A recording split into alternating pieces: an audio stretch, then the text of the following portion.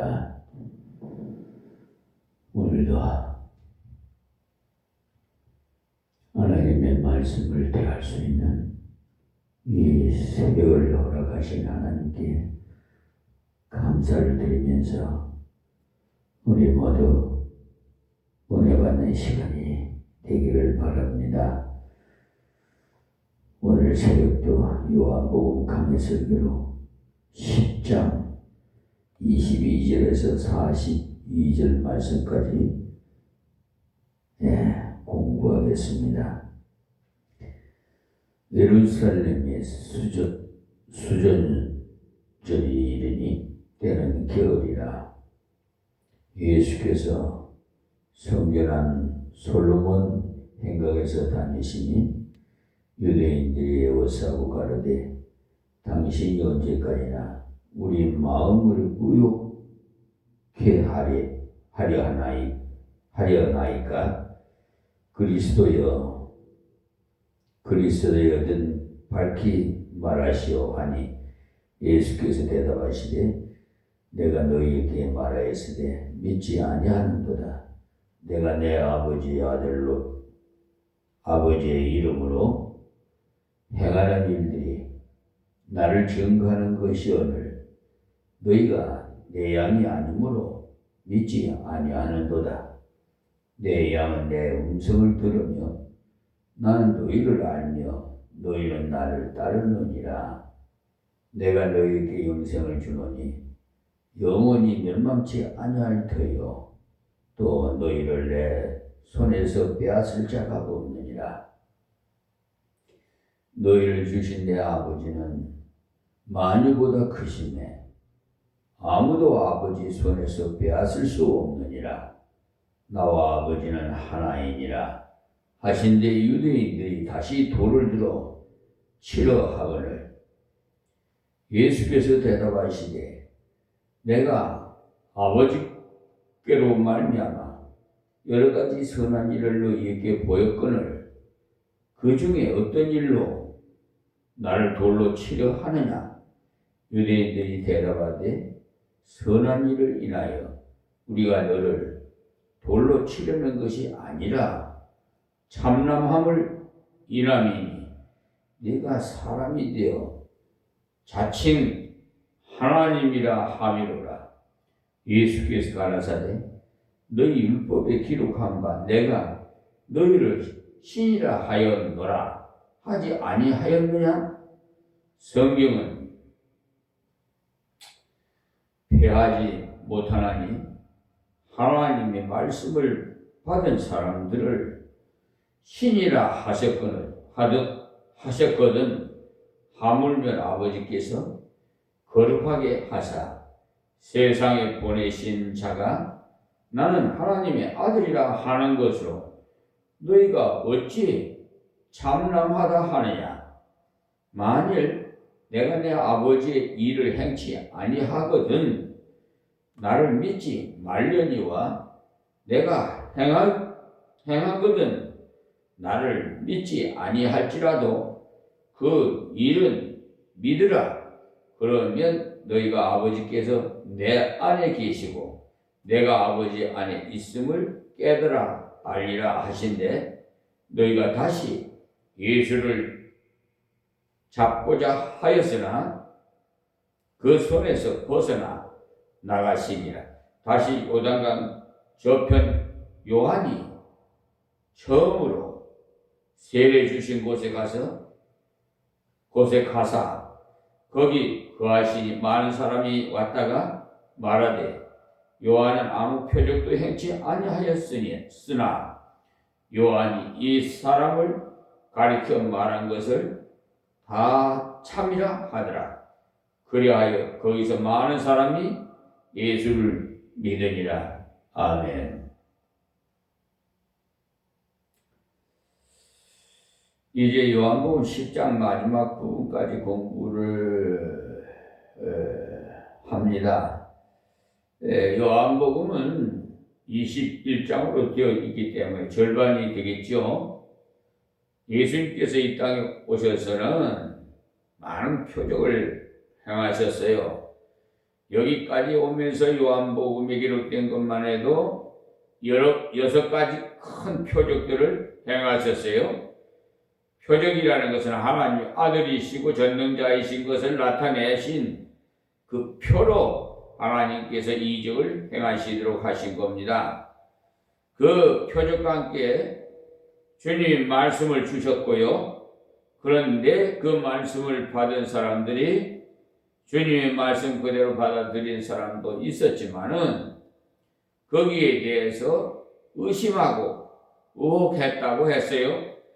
이것이냐 저것이냐 마음에 많은 갈등이 있었다 이 말씀입니다. 우리는 하나님 말씀을 받을 때 어떤 태도로 받아야 되는가, 또 어떤 태도로 하나님의 주신 표적을 봐야 내게 유익이 되고 믿음이 되고 내게도 그런 능력이 나타날 수 있느냐를 생각하면서 오늘 말씀을 열어보겠습니다. 자, 오늘 말씀은 지난번에 예수님께서 소경을 낫게 하신 후에 여러 가지 많은 사건이 있다가 10장 첫 부분에서 예수님이 선한 목자인 것을 말씀하셨는데 22절부터의 말씀은 몇 개월이 지난 후에 있었던 사건입니다. 자, 22절 예루살렘의 수전절이 이르니 때가 겨울이라 그랬어요. 우리는 6월절이나 오순절에 대해서 내용을 잘 알고 있습니다. 그러나 수전절이라는 말은 별로 들어보지 못했을 거예요. 수전절은요, 성전을 깨끗하게 하는 절기입니다. 성전이 더럽혀지면 안 되겠죠? 다 깨끗한 걸 좋아해요. 요즘은 승용차도 아주 그냥 깨끗한 하얀 백색을 많이 타더라고요. 그런데 겉모양만 하얗게 깨끗하고 속도 깨끗해야지 속은 새카매서는 안 되겠죠? 예수님이 오시기 전 BC 170년경에 수리아의 왕 안디오코스 에비파네스라는 사람이 있었는데, 수리아는 이스라엘 바로 위에 있는 나라입니다. 지금은 시리아로 알려져 있는데 수리아의 안디오코스 에피파네스라는 상당히 강력한 힘을 가진 사람이었는데 이들이 예루살렘까지 쳐들어오고 이스라엘을 점령했어요. 그리고는 성전을 아주 그러니까 파손하고 막 더럽게 만들어 놨죠. 성전에 주피터 신을 세우고 거기에다가 돼지를 잡아서 자기들대로 제사를 지내고, 요즘은 뭐 뉴스를 못 들었습니다만 얼마 전만 하더라도 서울에 어느 교회는 상가에다가 그 한 건물에 교회가 하나만 있어도 좋겠는데 2개, 3개 있는 데도 있어요. 그러니까 서로 쟁탈전이야. 하여튼 좀 그렇더라고. 물론 여러분이 술집 많이 생기는 것보다는 낫지 않느냐고 하시는 분, 이해가 갑니다만은 이방인들이 볼 때는 별로 장사하는 것으로 기업체로 보지 교회를 안 보거든요. 그분의 눈에는요 전부 그런 육적인 것만 보여요, 이방인들은. 그런데 이 교회 운영이 어려우니까 결국은 그 상가를 내놓으니까 절이 들어왔어요. 절간이 들어왔단 말이야. 절이. 절이 들어가고 그대로 강대상이고 그대로 장의자고 그대로 하는 절간으로 변해버렸어요. 그와 마찬가지로 지금 예루살렘 성전을 절간으로 만들어버린 거예요. 그러니까 지금 그걸 말씀드리려고 말씀을 드린 건데, 그러니까 돼지물을 잡아서 자기들대로 제사 지내고, 그리고 할례를 행하는 것을 금지하고, 할례를 행하게 되면 행하는 그 부모도 죽이고, 할례 받은 아이도 죽이고, 심지어 어떤 때는 한 해에 5만 명을 죽였다고 해요. 그때 당시 예루살렘 인구가 10만 정도밖에 안 되는 것이 비하면 굉장히 많은 사람을 죽인 거죠. 피비린내 나는 숙청을 하고 자기들대로 예루살렘 성전을 파괴해 버리려고 하고 있는, 왜냐하면 이스라엘의 구심점이 성전이기 때문에 성전을 쓰지 못하도록 만들어야 이들이 민족성을 말살할 수 있다고 생각했던 모양입니다. 그러니까 그럴 때 마가피 유다라는 사람이 그 형제들과 같이 일어나서 혁명을 일으켰어요. 도저히 보고 못 견디겠다고 생각하고 일어났죠. 5년 동안 참고 있다가 BC 164년에 겨울철에 갑자기 일어나서 스리아 군대를 다 죽이고 다시 성전을 깨끗하게 하고 하나님께 다시 제사를 올렸어요. 그것을 기념하기 위해서 11월 말부터 12월 초에 걸쳐서 지켜주고 있는 절기입니다. 소경을 눈뜨게 한 그때부터 몇 개월이 지나간 때인데 예수님이 수련절에 예루살렘에 올라가셨어요. 지금 이란, 이스라엘, 또 미국이 이란 핵무기를 만들지 못하게 협상을 해도 계속 지원하고, 그러니까 그냥 미국 트럼프 대통령이 무력으로 그냥 핵무기를 못 만들도록 다 폭발시켜버리고 그런 것 같은데요. 우리는 믿는 그리스도인들은요, 거기가 그 이스마엘 족속이에요. 그 중에 이란, 그리고 이스라엘 유대 인족이고, 그러니까 벌써 그 나라는요, 그 전에 그 왕 때 성전에서 쓰던 잔을 갖다가 술을 따라서 아주 그냥 잔치를 벌이고, 근데 꿈에 벽에서 글자가 쓰여지고 벌써 수천 년 전에요. 벌써 예정됐던 대로 지금 그렇게 이루어지고 있어요. 그러니까 우리가 볼 때는 육적으로 보면은 그렇게 생각하려니 모르지만 핵무기 제거를 하기 위해서 그런 맹목으로 그런 거 가청하는 사실 하나님의 그 예정된 대로 말씀이 그대로 이루어지고 있는 겁니다. 지금 1.1억도 안 이루어지는 말씀이 없어요. 자, 23절 보겠어요.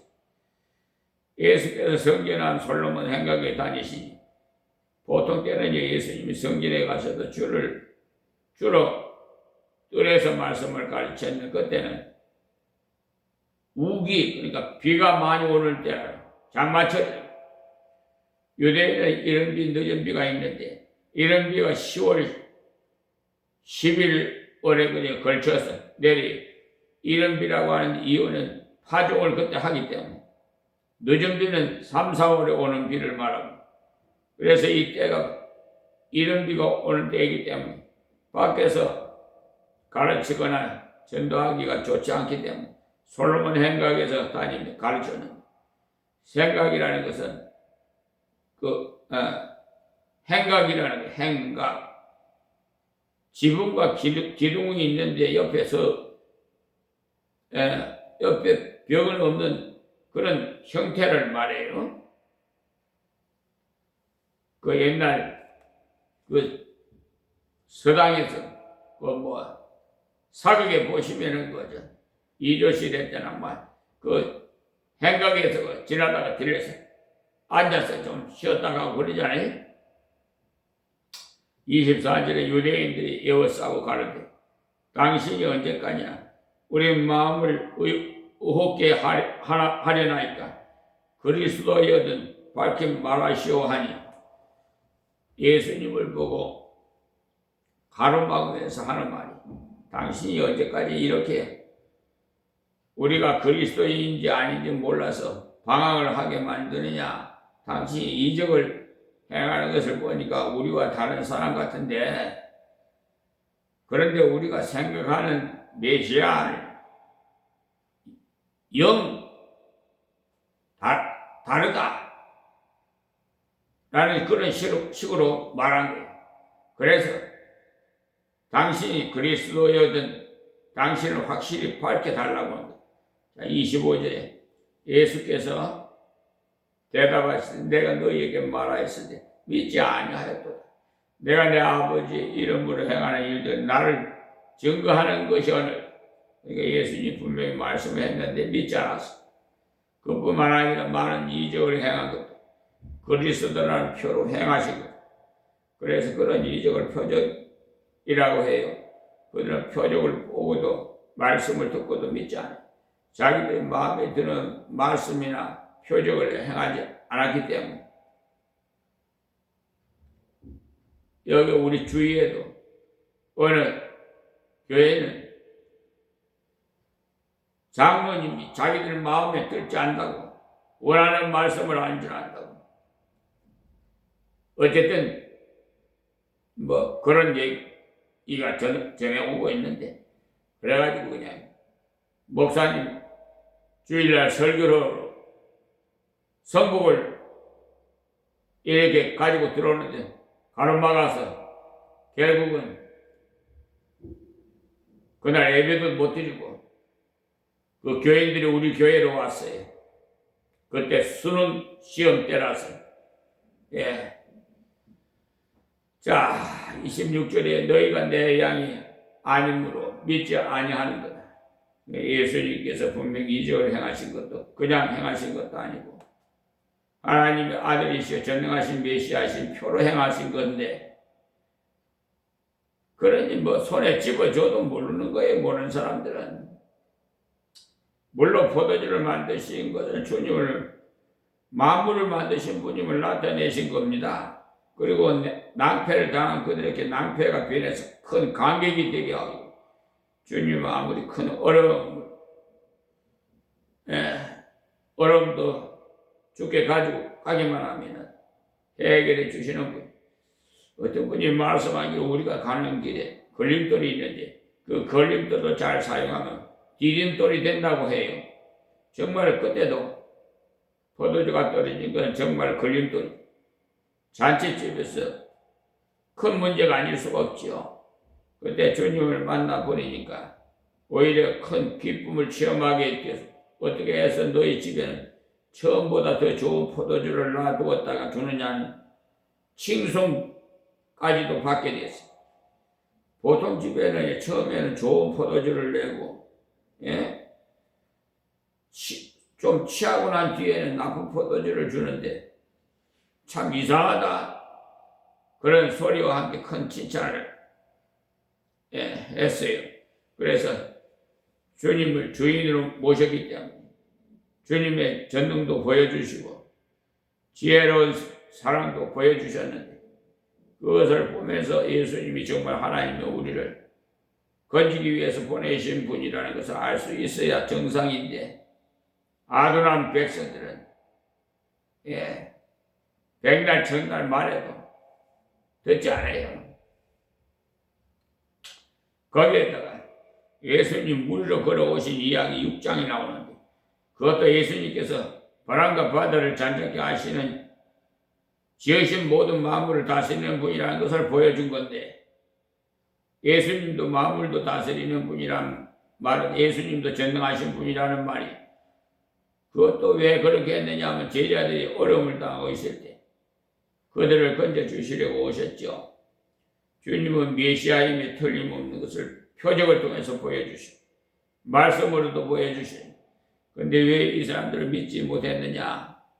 여러분들 생각은 어떻게 생각해? 너무너무 나쁜 사람들이구나.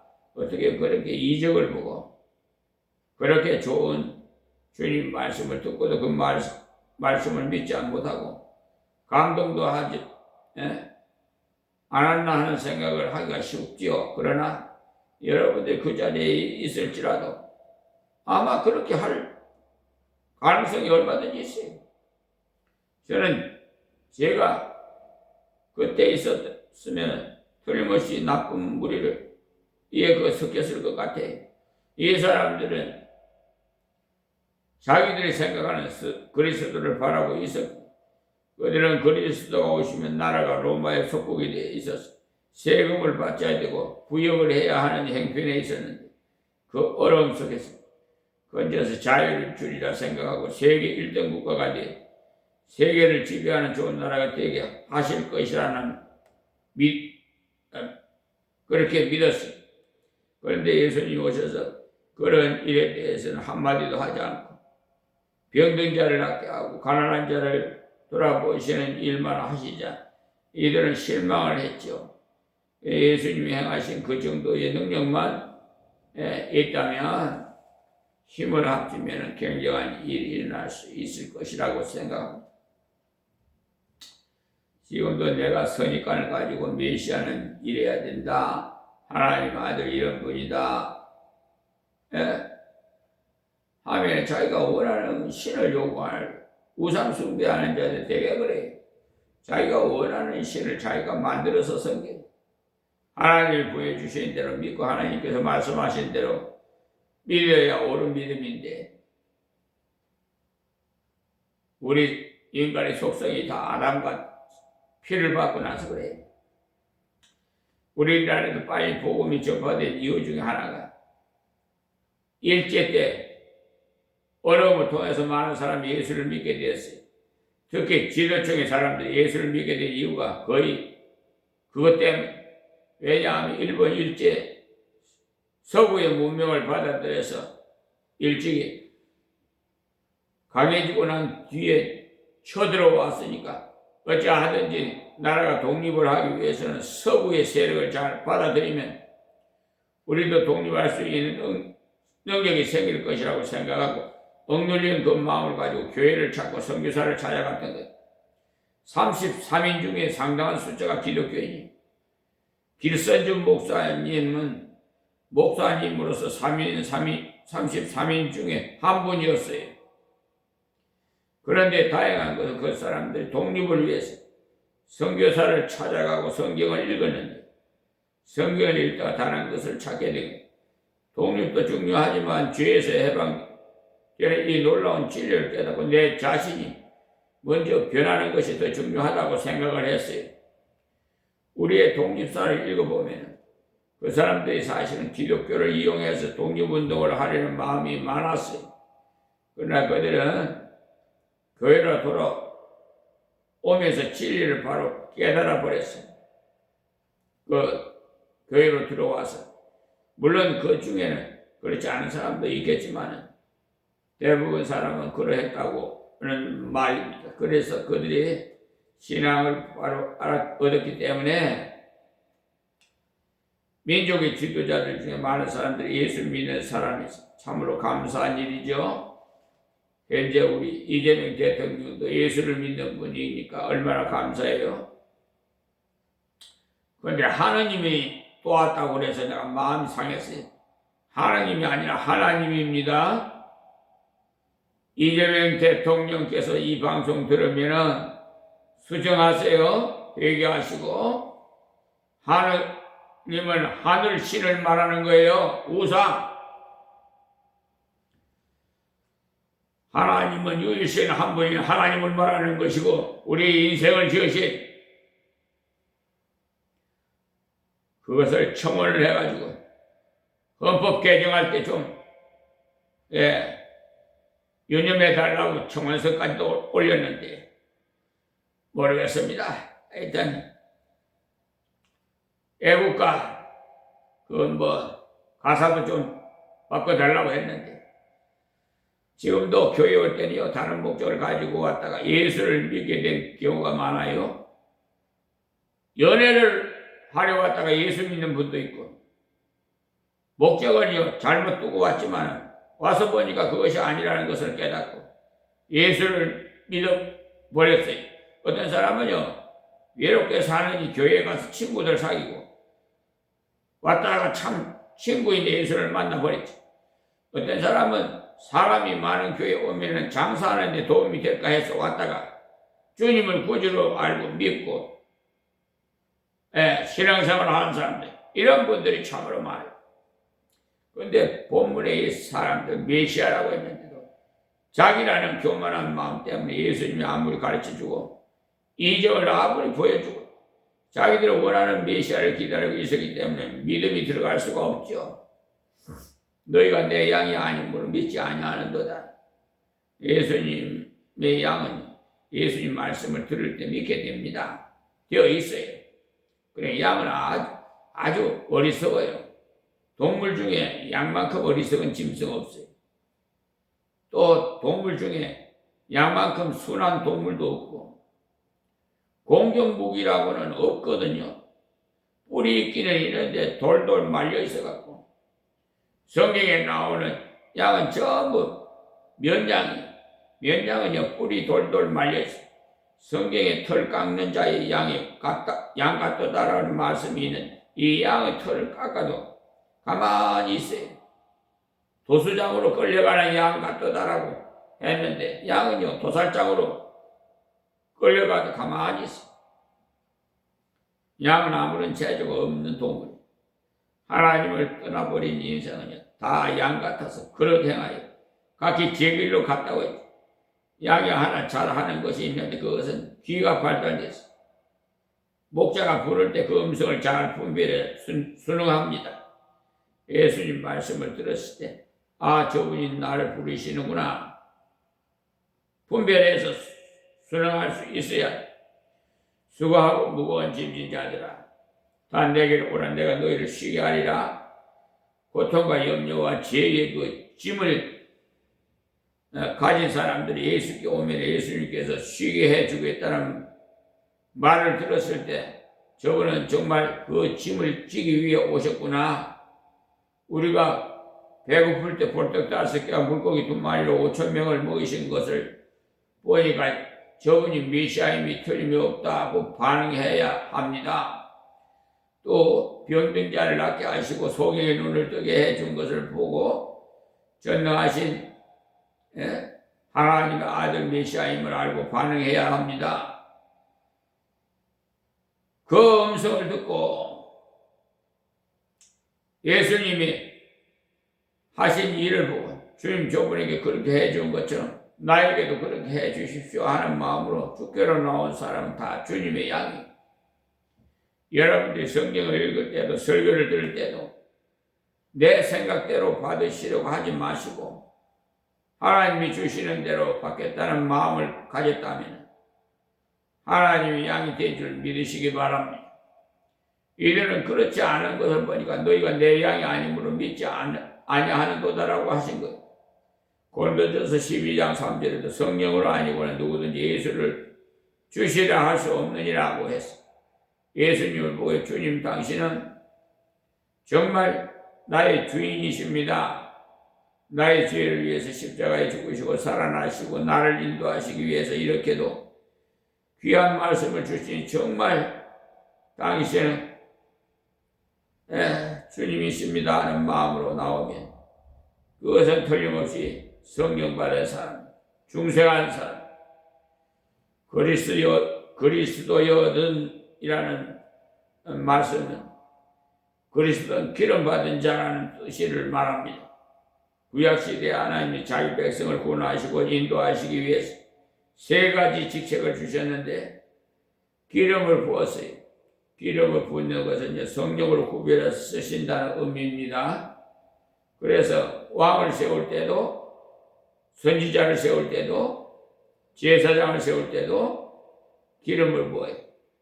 그 세 가지 직분을 하나님 대신해서 백성들을 돌보게 하기 위해서 세운 그런 직분이기 때문에 그 세 가지 직분을 한꺼번에 가지신 분이 누구냐? 우리 그리스도 예수님이시. 자, 예수님이 하신 일들을 통해서 그리스도인 것을 증명해주고 바람을 잠잠케 하셨다는 거, 병을 고쳤다는 거, 왕이 되셔서 우리를 돌봐주셨다는 것을 보여준 것. 예수님께 너희들이 내게로 오라. 하나님 아무리 큰 죄를 지었더라도 하나님께 나와서 회개하고 메시아를 하나님이 보내신 자로 받아들이면 모든 죄를 사함받는다는 것이 선지자라는 것을 나타낸 겁니다. 모든 사람이 죄를 범하였으면 하나님의 영광에 갈 수 없었는데 예수님이 대신 죄를 사해 주시기 위해서 십자가를 지셨어요. 그것이 예수님이 제사장 되심을 보여줍니다. 그 예수님을 나의 왕이시오, 나의 선지자요, 제사장이라는 것을 믿는 사람이 예수님을 그리스도 믿는 사람, 기독교라는 말이 다른 말이 아니고 기독이라는 말이 그리스도라는 말이 한자어입니다. 예수님을 그렇게 믿는 사람이 바로 기독교인입니다. 그 사람이 주님의 양이. 그런데 그렇게 믿어지지 않고 그냥 예수 믿으면 부자 된다더라, 예수 믿으면 건강해진다더라, 그런 목적으로 거기 온 사람은 끝까지 믿을 수가 없어요. 주는 그리스도의 주님의 그러니까 하나님의 아들이 이걸 믿기만 했다면 여러분 주님의 양이 확실히 된 줄 믿으시기 바랍니다. 그리고 27절에 내 양 내 음성을 듣면 나는 저희를 알며 저희는 나를 따르느니라. 그 양은 주님 말씀을 듣고 그 말씀을 믿고 그 말씀을 따른다고 했어요. 우리는 예수님 말씀을 들었어요. 그리고 믿었어요. 예수님께서 우리에게 너희들이 이제부터는 염려하지 말아라. 모든 문제가 있으면 기도해라. 내가 돌봐주겠다 하셨어요. 주님을 합당하게 따르기 위해서 기도하는 사람은 바로 주님 말씀대로 따르는 사람들입니다. 자, 그 다음에 28절에요. 내가 저희에게 영생을 주노니 영원히 멸망치 아니할 터요. 또 저희를 내 손에 빼앗을 자가 없느니라. 그리고 오늘 제일 중요한 말씀 28장 29절, 28절, 29절, 30절 말씀이 세 절. 그러니까 주님 말씀을 듣고 믿고 따르는 자에게 주님은 영생을 주신다고 했죠. 또 영생을 앞으로 주실 것이라는 말이 아니라 예수 믿는 순간에 영생을 받았어. 영생을 얻은 사람 하나님이 자녀입니다. 이 땅에서도 하나님 은혜를 받고 영원한 천국에서 은혜를 계속 받습니다. 예수 안 믿는 사람도 지옥에서 영원히 살아요. 죽고 싶어도 못 죽어요. 죽어버렸으면 좋겠는데 죽지를 못해요. 굳어지도 죽지 않은 것이 지옥이에요. 그것을 가리켜서 성경에서 영벌이라고 합니다. 영벌. 알고 보면 영생 안에 모든 것이 다 들어있어요. 영생을 받았다고 하면 하나님이 자녀가 되었기 때문에 하나님이 자녀가 되면 모든 것을 다 받아요. 제가 가방을 하나 주면서 가방 받으라 하면 그 가방 속에는 수표도 들었고 돈도 들었고 시계도 들었고 보석도 들었고 모든 것이 다 들어있어요. 가방을 받으면 다 받은 거. 예수님을 받았다면 그 안에 모든 것이 다 있어요. 영생을 주노니 여기에 사실 모든 것이 다 들어있어요.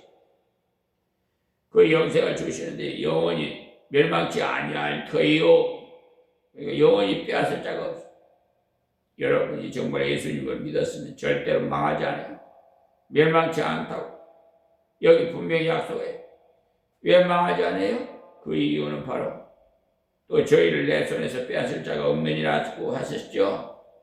예수 믿는 순간에 예수님 나를 붙잡으셔서 아무도 예수님의 손에서 빼내갈 사람 없어요. 성경에는 물론 우리에게 잡으라고 말하죠. 깨어 기도하라, 열심을 품으라고 말씀하죠. 예수를 향해서 열심을 품으라는 말씀이에요. 그러나 내가 약해서 나 버려도 빠지는 것이 아니에요. 주님이 그대로 잡고 계시. 자, 29절에 저희를 주신 내 아버지는 만유보다 크시니 아무것도 아버지 손에서 빼앗을 수 없느니라. 그러니까 예수 믿도록 한 분은 하나님 아버지심을, 그러니까 만유라는 것은 존재하는 모든 것 전부를 말하는데 만유의 주인이 하나님이시니까 그렇기 때문에 천국의 주인도 하나님이시, 땅의 주인도 하나님이신 줄 믿으시기 바랍니다. 우리는 천국의 주인은 하나님인 줄 아는데 땅의 주인은 마귀인 줄 아는 사람이 많아요. 그렇지 않습니다. 천국의 주인도 하나님이고 이 땅의 주인도 하나님. 그렇기 때문에 천국의 복도 하나님이 주시고 땅의 복도 하나님이 주시고 그 하나님 붙잡아 주시니까 영원한 안전을, 그것은 아무것도 아버지 손에서 빼앗을 수 없느니라고 약속해요. 우리가 예수 믿는 순간에 예수님의 손이 꽉 붙잡아주고 하나님의 손이 꽉 붙잡아줘. 그러니까 아버지 손에서 누가 빼앗아 가겠어요? 절대로 못 빼앗아 가요. 이 사실을 여러분 성경대로 믿으시기 바랍니다.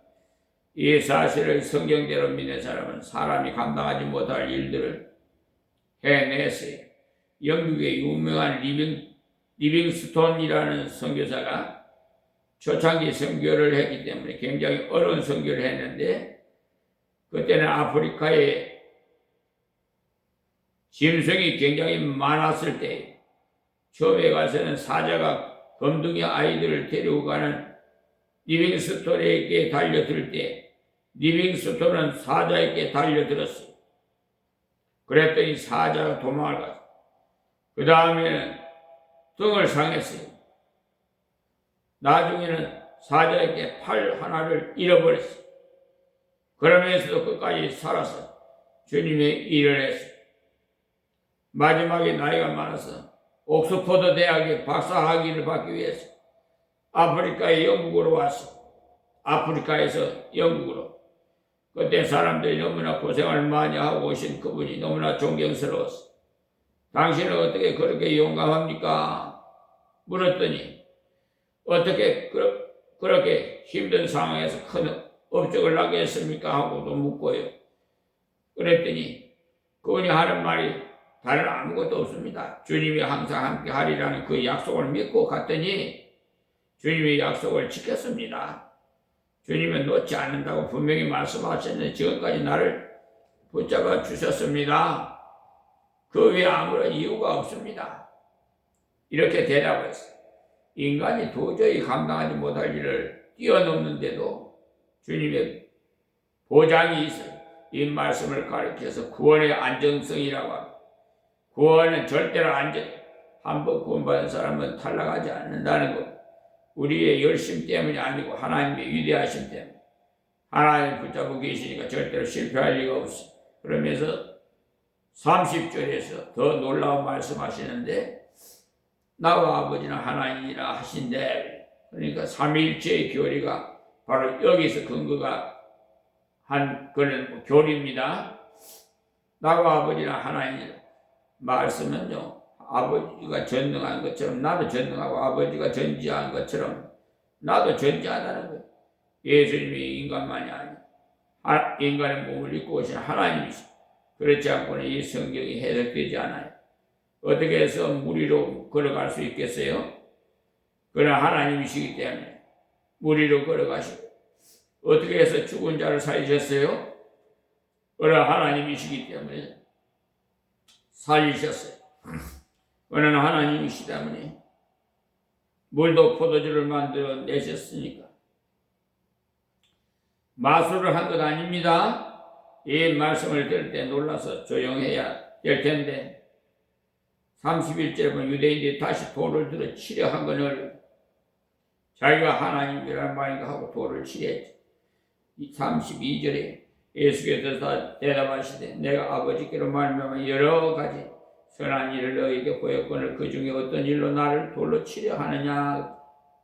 내가 하나님의 병을 하나님께서 사람들의 병을 고쳐주고 가난한 사람들을 먹여주고 선한 일을 많이 했는데 그것 때문에 왜 나를 돌로 치려느냐 물었어. 그들이 말하기를 33절에요. 유대인들이 대답하되 선한 일을 우리가 너를 돌로 치려는 것이 아니라 참남함을 인함이니 네가 사람이 되어 자칭 하나님이라 함이로라. 그러니까 참남하다는 말은 자기 분수를 넘어 방자하게 구는 것을 말해요. 사람이 하나님이라 하니까 분수에 지나친 말을 하는 것이 아니냐는 거지. 그래서 돌로 치려 했다.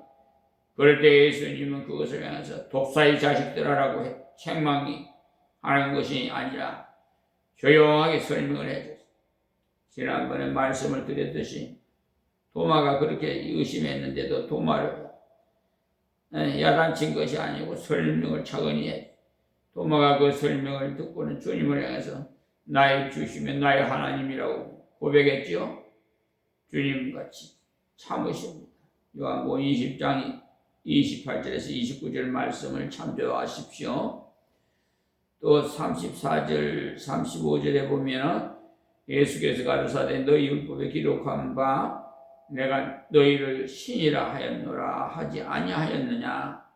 성경은 피하지 못하나니 하나님 말씀을 믿는 사람들 신이라 하였거늘.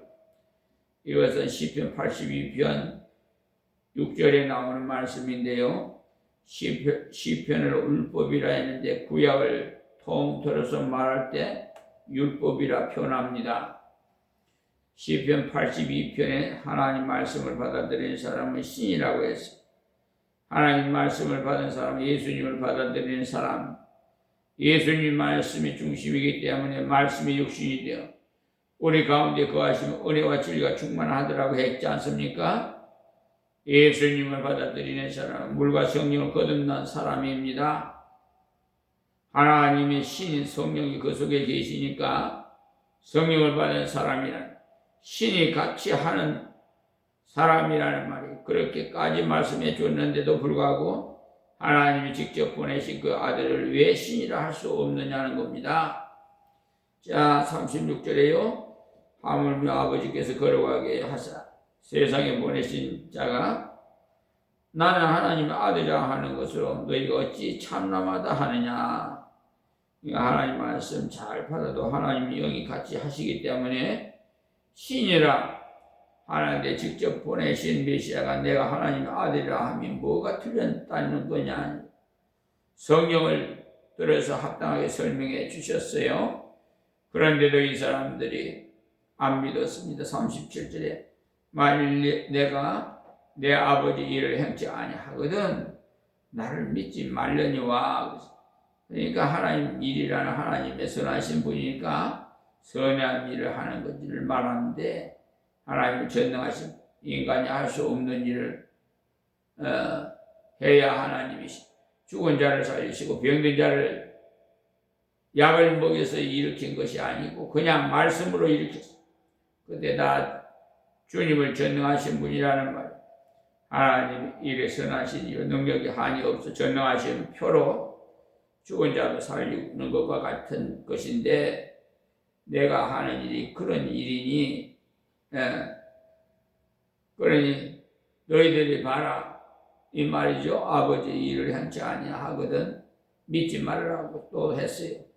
자, 38절 내가 행하거든 나를 믿지 아니할지라도 그 일을 믿으라. 그러면 너희가 아버지께서 내 안에 계시고 내가 아버지 안에 있음을 깨달아 알리라 하신대. 예수님이 인간의 몸을 입고 왔기 때문에 믿기 어려운지라도 이런 것을 보고 하나님 보내신 자가 틀림없다고 믿으라는 것. 그러면 너희가 아버지께서 내 안에 계시고 내가 아버지 안에 있음을 깨달아 알리라 하신대라고 했어. 참 희한한 말씀이죠. 알아서 믿어지는 것이 아니고 믿고 나면 알아진다. 저도 처음에는 믿어지지 않아서 방황하다 결국은 하나님의 은혜를 믿었는데 믿고 나니까 하나님께서 나를 택하셨다는 것을 나중에서 알게 되고 40년 동안을 세상 일을 한 것도 다 뜻이 하나님의 예정된 대로 다 이루신 것을 깨닫게 되었습니다. 내가 믿은 줄 알았는데 하나님께서 나를 택해 놓으셔서 믿을 수가 있었어. 그렇지 않고는 나같이 따지기를 좀 고지식한 사람이 이 어떻게 믿을 수 있겠어요? 도마같이 그냥 보지 않고는 저는 절대로 현혹당하지 않습니다. 그런 고집이 있어요.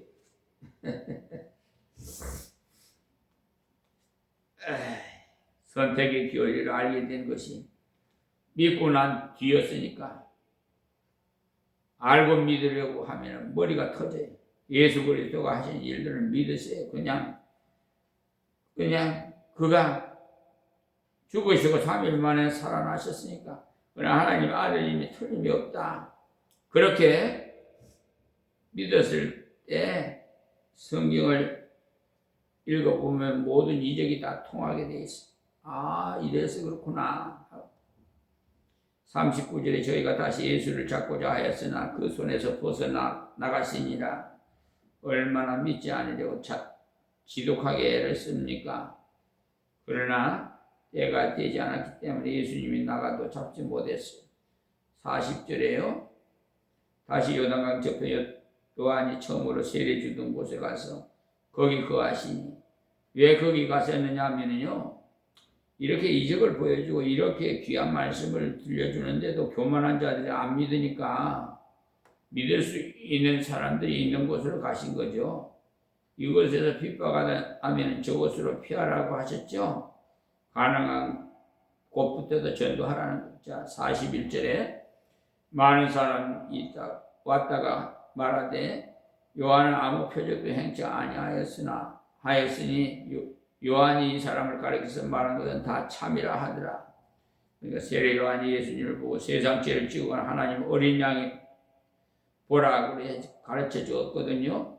그래서 요한은 이적을 하나도 행하지 못했죠. 담대히 말씀만 전했어. 이 말씀을 보니까 요한이 뿌린 씨앗이 헛되지 않았다는 것을 알 수가 있어. 여러분이 말씀을 전할 때 사람들이 믿지 않는다면 걱정하지 마세요. 때가 되면 반드시 열매를 맺어요. 여기 보십시오.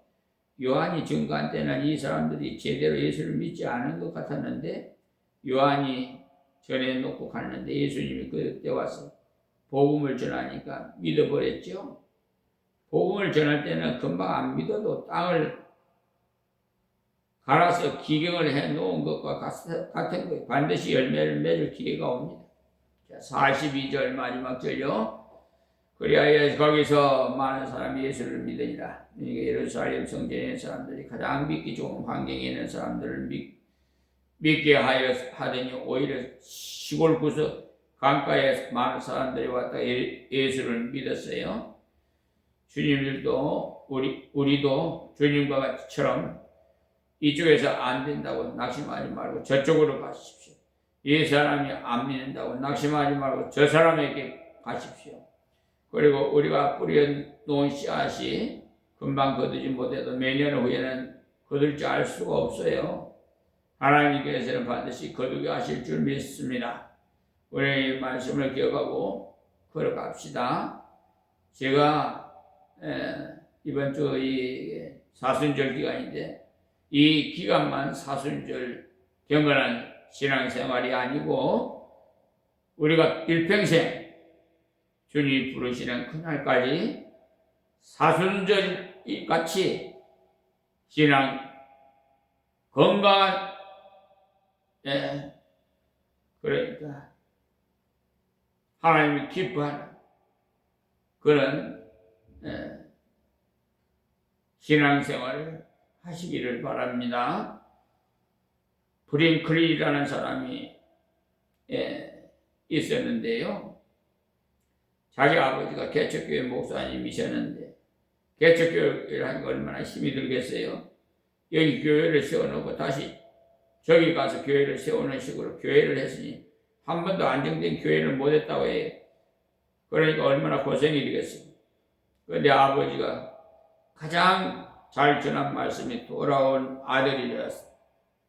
탕자의 비유, 전도 설교를 많이 해야 되기 때문에 그것을 실감나게 했는데 프랭클린이 17살 때쯤에 나도 탕자가 되어버릴까 하는 생각이 들었다고 해요. 탕자는 돈이라도 가져갔는데 프랭클린은 돈도 없이 지나가는 화물열차를 탔다고 했어. 그랬더니 거기에 건장한 청년들이 10명쯤 있다가 너 집 나왔냐? 하더랍니다.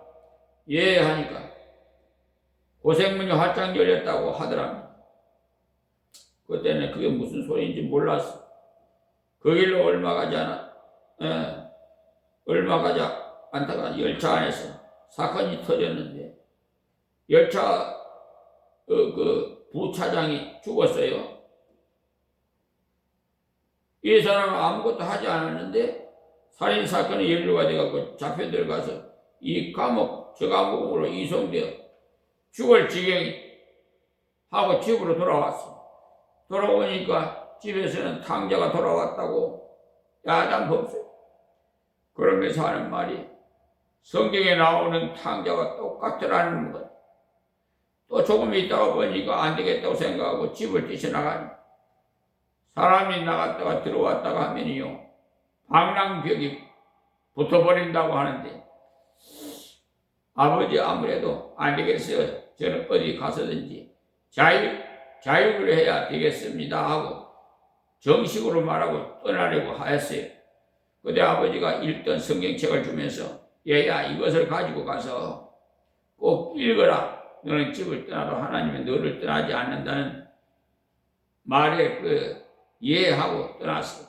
그 성경책을 짐 제일 밑에 넣어서 갔는데 한 번도 읽지 않고 온데 다니면서 막일을 했는데 겨우 하루 먹고 하루 살았는데 6개월이 지났을 때 결국에 죽을 고비를 넘기면서 집으로 다시 돌아갔어. 집에서는 또 탕자가 돌아왔다고 좋아했어. 아버지가 물어봤어요. 얘야 너 성경책 읽었더냐? 한도 있잖아 쓰면서 예 물론이죠. 자신 있게 대답. 그러면서 짐을 열어서 여기 있습니다 하고 꺼내 보였어요. 아버지가 성경을 받아서 흩어보시다가 요한복음 3장 16절을 열어보았더니 빳빳한 10달러짜리 돈이 들어있었어요. 그분이 1915년 생이니까 그때 당시 10달러는 요사이 100만원 이상 200만원 아니 지금 그렇지 않지. 예, 뭐 1000만원 정도 가까이 가치가 있지 않겠나. 그에게서 그 아버지가 그 돈을 벌기 위해서 많은 고생을 한 것. 만약에 그가 성경책을 일찍이 읽어봤더라면 돈을 발견했을 텐데 읽지 않았기 때문에 고생을 한 거죠. 그 아버지는 성경에 보화가 있다는 것을 가르쳐주기 위해서 그곳에 넣어두었는데 그곳에 돈이 들어있는 줄 모르고 그토록 고생을 했다는 겁니다. 그 아버지가 안 되겠다고 하시고 돈을 가져가 버렸어요. 그때 이 친구가 또 집을 나갔어요. 이번에도 아버지께서 성경을 주셨는데 이번에는 짐을 넣은 가방 제일 위에 넣어뒀답니다. 그리고 혹시 돈이 있을까 싶어가지고 열심히 봤어요. 열심히 있다 보니까 예수를 만났어요. 물론 아버지가 그때 돈을 넣어두지 않았지요. 그런 주님이 자기를 돌보심을 거기서 깨달았어요. 그리고 이제 나는 탕자가 되지 말고 요셉이 되어야 되겠다. 다짐을 했어. 요셉은 그렇게 고생을 해도 귀한 일을 했는데라고 생각을 하면서 그 뒤부터는 열심히 살았어. 취직을 했는데 시골에서 살았다 보니까 아무것도 할 줄 아는 게 없어서 경마장의 말에서 배설물을 치워주는 일자리를 얻었어요. 월급도 많지 않아서 겨우 끼니를 걱정하지 않을 정도였으니까 거기에는 부자들이 많이 오는데 어느 날 아주 큰 부자가 왔다가 가는데 주인이 저기 저분을 가시는 데까지 배웅해 드리라 이렇게 해서 바라봐주고 안녕히 가십시오 이렇게 인사를 하고 그 사람은 자기 말을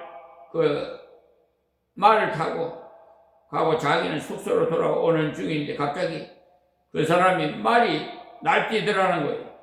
그래서 뭔가 그 일이 생길 것 같아서 뛰어가서 그 말을 잡아주었어. 고속도로로부터 15m를 남겨두고 잡았어요. 만약에 그대로 놔두었더라면 고속도로로 뛰어들어가서 죽게 되었을 겁니다. 그러니까 그 일이 있다고 난 다음부터는 그분이 이 청년에게 생명의 은혜를 보답하고자 했는데 그 사람은 미국의 7대 영화사에 꼽히는 큰 영화사의 중력이었어요. 그래서 이 청년은 그 사람에게 스튜디오에 취직을 부탁했어요. 막상 갔지만 배울 것이 없어서 아무것도 할 것이 없어. 그래서 못 빼는 일을 하게 됐는데 영화를 한껏 찍고 나서 장면이 바뀌면은 못을 빼고 다시 조립을 해야 되는데 그 일을 하게 되었어요. 그래도 그 일이 말을 돌보는 일보다도 쉽고 수입도 훨씬 많아요. 그래서 어느 날 유명한 여배우가 영화를 촬영하기 위해서 온다는 말을 듣고 구경을 갔어요. 촬영 장면 중에 한 장면을 촬영하려고 아무리 애를 써도 되지 않았어요. 그 여배우가 침대에서 누워 있을 때 개 한 마리가 침대에 뛰어들어 이불 속으로 몸을 파묻기도 하면서 되어 있었는데 조련사가 아무리 해도 개가 말을 듣지 않아서 촬영이 불가능했답니다. 그 장면을 보고 있던 블링컨틴이 웃었어요. 그럴 때 조련사가 화가 나가지고 뭐가 그렇게 우습다는 거냐 하면서 다그쳤어요. 그럴 때 프랭클린은 친구로부터 지프라는 개를 한 마리 얻어서 키우고 있었는데 많은 재주를 가르쳐 놓은 상태에 있었어요. 사랑으로 돌보아 주니까 웬만한 묘기는 금방금방 배웠어요. 현관문을 열고 신문을 갖다 주는 정도는 쉽게 했어요. 그래서 그 조련사에게 나는 재주를 잘 부리는 개를 키우고 있답니다 했더니 다급했던 조련사는 당장 그 개를 보여주십시오라고 해내었던 것입니다. 그 일이 연루가 돼가지고 프랭클린은 영화에 나오는 개를 전담하는 전문가가 됐어요. 벤지라는 이름이 잡종개를 종합해서 50년간 개들과 관련한 영화를 만드는데 공원에서 수많은 상을 받고 그것을 기념하기 위해서 기념관까지 짓게 되었어요. 기념관 중심에 아버지가 주신 성경책 낡아서 다시 가죽을 입혔음을 그거 성경책을 놓아두었어요. 그리고 아버지가 했던 것 같이 요한복음 3장 16절에 있는 곳에 10만 달러, 10달러, 10만 달러 아니에요. 10달러짜리 지폐를 넣어두었어요. 성경 속에 참 보물이 있음을 깨우치기 위한 아버지의 귀한 설교, 그러니까 실물 교수에 감사하는 마음에 쓰였어요. 그래서 말씀을 바르게 읽으면 그 속에서 예수님도 발견하고 놀라운 삶 속에서 주신 예수님의 은혜도 발견하게 되는 겁니다. 하나님은 예수님을 믿는 자를 결코 버리지 않으심을 믿으시기 바랍니다. 또한 생명과 생활을 책임지시는 은혜를 체험한 살아있는 주인이 되시기를 바라면서 오늘도 이 시간 말씀을 맺겠습니다. 하나님 고맙고 감사합니다. 주신 말씀 이 미말의 종이 전에 싸우니 아버지여 하나님의 귀한 말씀만 저들이 마음속 깊이 새겨들게 하여 주시옵시고 늘 기억나고 생각나게 해주셔서 하나님의 구원의 은혜를 잊지 말게 하옵시고 늘 감사하면서 이 사순절 기간에 경건한 신앙생활이 일평생 이 땅에서도 천국 같은 생활을 할 수 있도록 은혜를 베풀어 주시옵소서. 이 나라의 민족 구워 살펴주시고 저 중동 아버지 미국과 이스라엘 이란을 침공하고 러시아와 우크라이나를 침공하는 전쟁도 끝나게 해주셔서 평화하게 하시고 사회의 여러 가지 어려운 경제도 다 해결해 주시옵소서. 하나님 우리 하나님께서 세운 이재명 대통령에게 더욱 아버지 은혜를 더해 주시옵소서. 함께해 주셔서 국사를 논할 때마다 항상 하나님 함께해 주셔서 지혜를 주시고 모든 국민을 위한 봉사자가 위임자로서 그 사명을 감당할 수 있도록 은혜도 베풀어 주시옵소서. 이 땅의 모든 공직자들이 다 본이 되어서 예수님처럼 국민을 섬기는 자들이 되게 하옵소서. 예수님의 이름으로 기도합니다. 아멘. 한 가지 광고인데 어제부터 입법부에서 통과하고 사법 3법이 있죠. 법 예고죄하고 재판소원죄하고 대법원 증언법이 14명에서 26명으로 어제다 이제 어제 날짜로 시행이 됐다고 그래요. 예. 제가 대통령실에서 온 전화를 받지는 못했는데 왔더라고요, 전화가. 그런데 어쨌든 제가 이 사회가 앞으로는 정의로운 사회가 될 줄 믿습니다. 참 반가운 일입니다. 어제 첫날인데 조희대 대법원장을 고소한 고발한 것까지 엄청나게 많고 하여튼 재판소원법도 어떻게 서류가 막 접수되고 많이 그런가 봐요. 어쨌든 그동안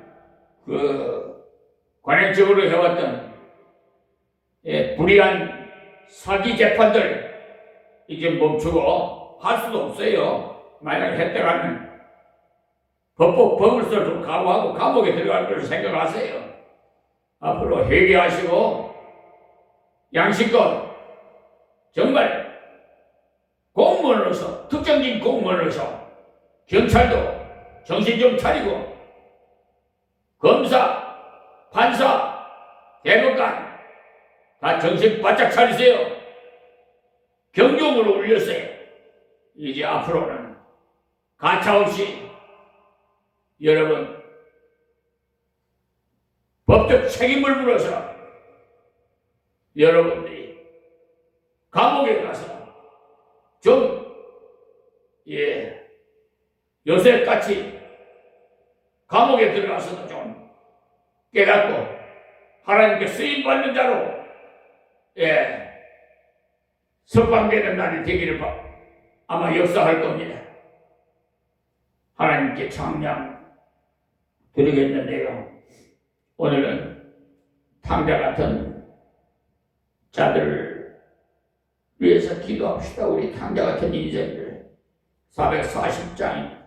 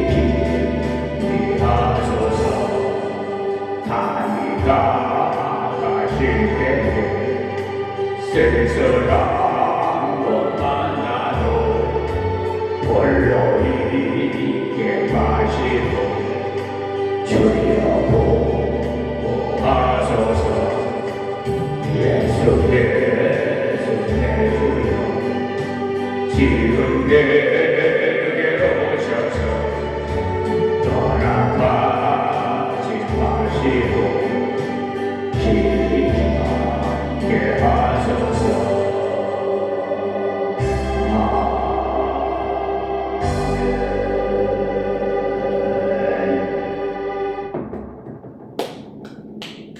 할렐루야.